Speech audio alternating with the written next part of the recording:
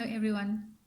So today I want to talk about why are there so many gods in Hinduism and how do you choose one that is best suited to you. So there are about 33 million gods in Hinduism, and the reason for this is because I always say if you want to get to know the nature of God, look in nature. And in nature, we have a multi-dimensional and multi-manifested creation. There is never ever one type of flower or one type of fruit or one type of animal or one type of human or one type of anything. So in the same regard, we don't see source as just being this one personality or has only this one personality or one form, while source is both unmanifested with no form and no name and no physical appearance, but source is also manifested as a spiritual being in these variations of different personalities that we call gods and goddesses, and each of them have their own energy, their own vibration. And because each of us have our own energy and own vibration, and so according to our own tendencies and our own energy and what is likened to us, where we are in our spiritual journey, is what we feel attracted to. And that specific archetype delivers to us a certain resonance that when it's like a mirror effect. When you look at the archetype and you understand the archetype fully and you fully integrated in their energy, you start to imbibe their qualities within yourself. I know that I've been on this journey for most of my life. I was born very spiritual, but I came into the awakening of Shakti only in the past 5 years. And ever since I came into the awakening of Shakti, I noticed that I also start to embody her qualities. The more I connect to her, the more I meditate with her, the deeper I understand her energy. So these are the purposes of these different archetypes, is that we can embody these qualities within ourselves, and they can help us and guide us through this process of evolution to our higher selves or our God selves within us. And so this is really what it is. It's the God self within us. It is a journey within us.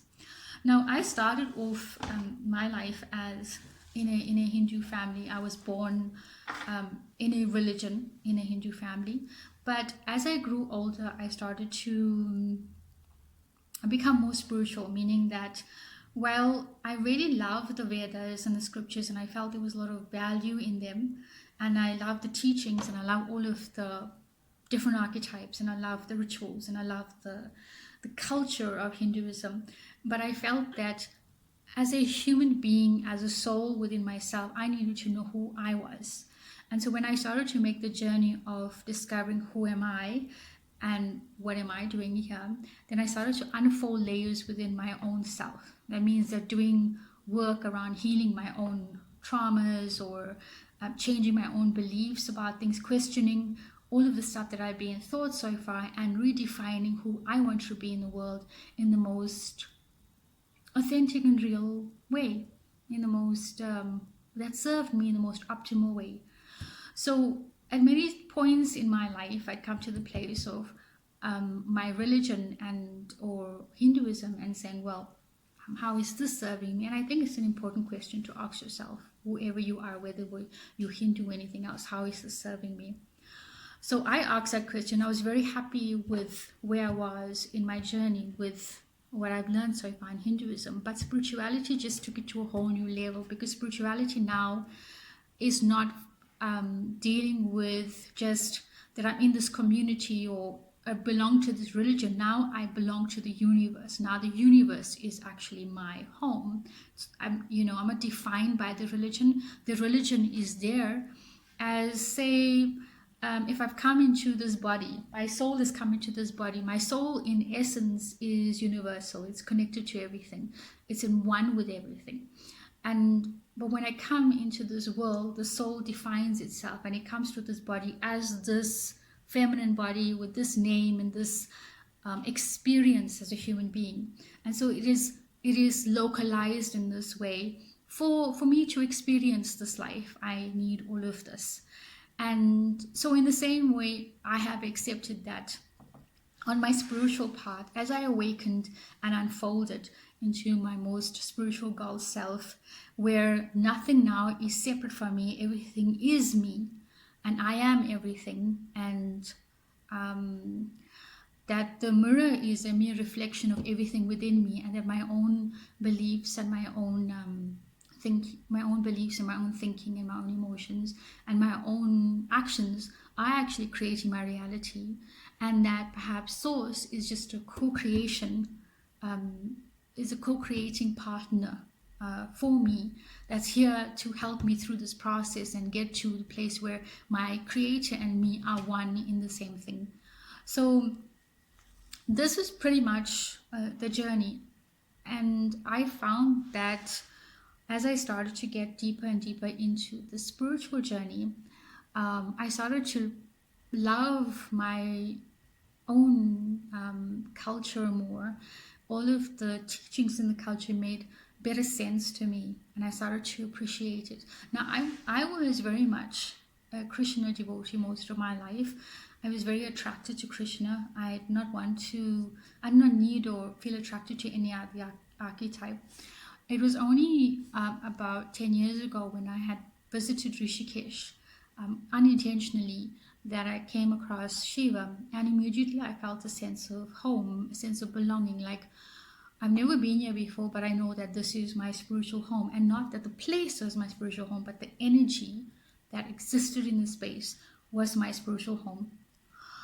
So I didn't really pay much attention to it because I was a Krishna devotee most of my life, and I loved the colorful personality of Krishna. Everything about him resonated with me. And I came back to South Africa, carried on working, carried on doing a lot of workshops and reading and doing a lot of meditations. And then about 2 years ago, I did a workshop, a spiritual retreat, where you kind of just go very deep within yourself. And so it just went into a very altered space, and I started to experience a lot of visions of Shakti and Shiva. Now, this was completely new to me. I'm not only a spiritual teacher, I'm also an ontological coach. So as per our teachings in ontological coaching, you are born into a community and you have a history. That means that you're conditioned to believe certain things. Even your religion, you're conditioned to believe all of the things that you've been taught, and you start operating from those spaces. And it makes perfect sense. So I couldn't understand why is it that Shiva was showing up in my spiritual experiences, because I never really had exposure to him. I never really resonated with him. I've never ever prayed to him. I don't even have anything of his in my home. So it made no sense that from a conditional point of view, why would I ever even see him in such a big way?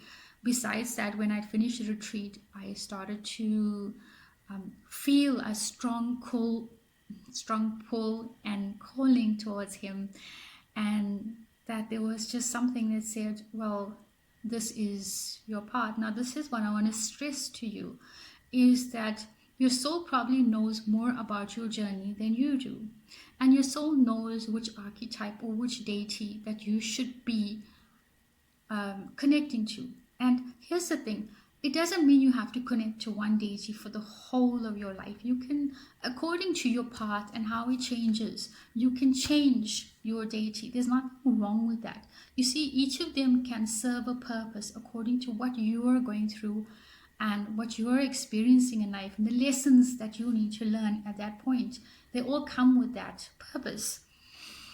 So although I've never ever left my connection with Krishna, it's still there, it still is powerful. I don't really talk about it that much because that's not part of my work. The reason Shiva showed up and Shakti showed up is because which probably at that time I'd not even realized it, but now I know, with doing the workshops that I am doing, with the Kundalini workshops that I'm doing, I know that the reason why they showed up was because part of my purpose and calling here was to do the Shiva and Shakti Kundalini awakening, but to teach in a way that you feel more deeply connected and that serves your evolution. And whenever I do these workshops, I always help people who are not Hindus, who don't have any kind of conditioning in terms of their of Hinduism, or no background of Hinduism at all.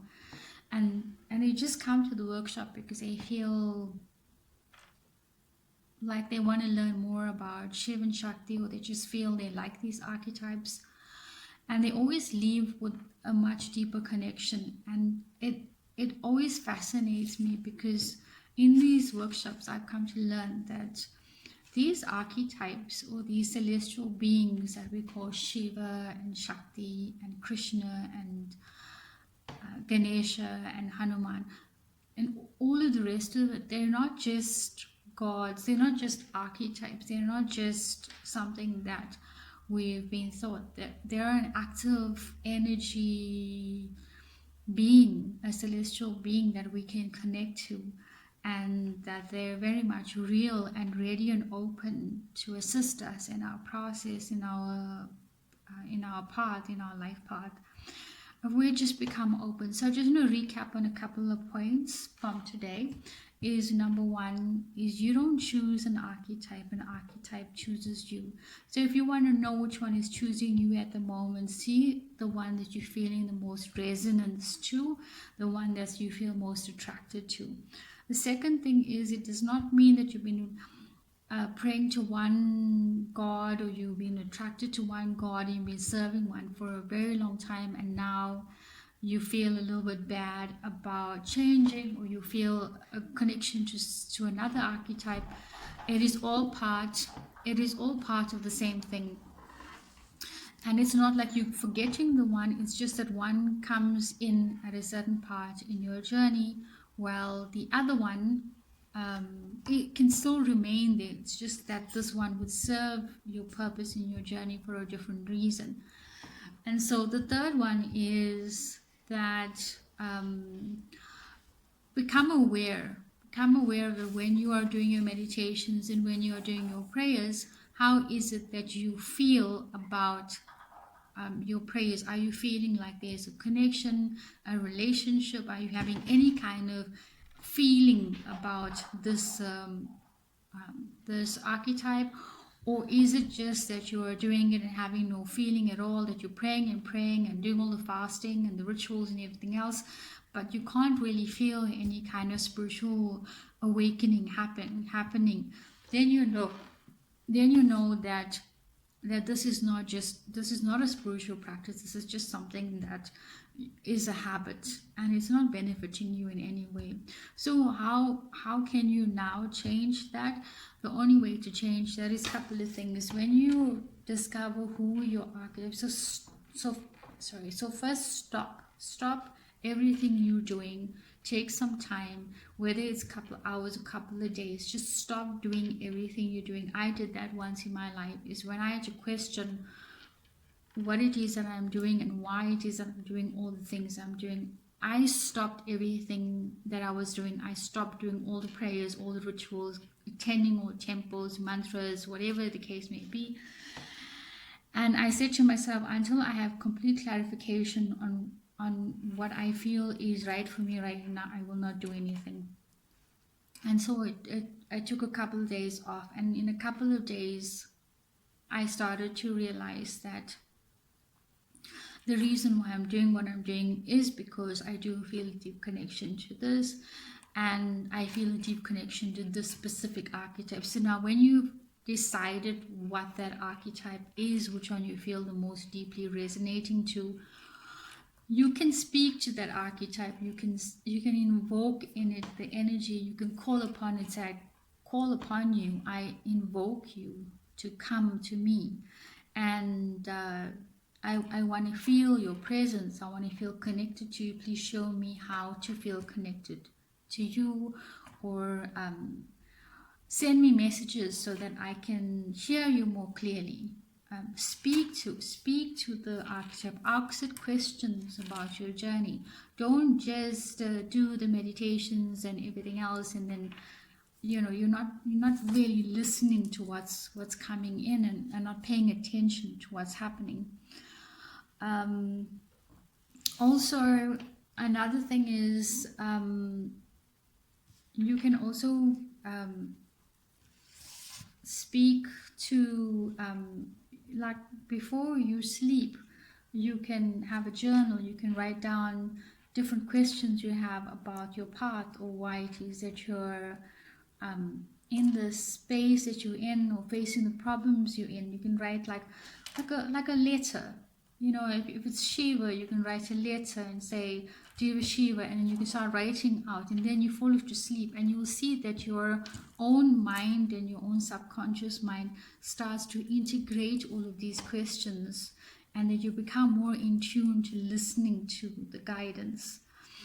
So these are some of the tips that I can give you today on how to connect to a specific archetype, and I hope that this helps you a lot. Thank you for listening to me, and I'm so grateful for sharing my energy and my essence in this video, and I look forward to teaching a lot more about the different archetypes, and also about the parts of self-realization and how to get to know your most truest and authentic self. Lots of love and blessings. Namaste.